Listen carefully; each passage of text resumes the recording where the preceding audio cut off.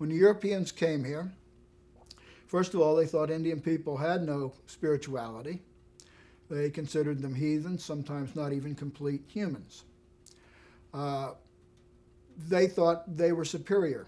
Their God, their way of living was far superior to Indian people. Indian people had no idea of what they were doing here.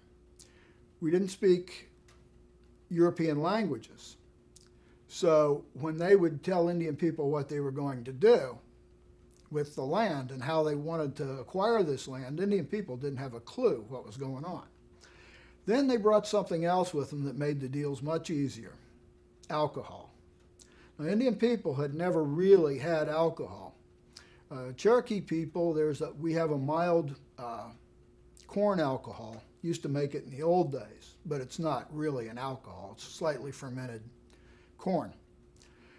But the Europeans brought rum and other drinks, and they would get the Indians drunk, and then they would write up papers in English that Indians didn't read or write.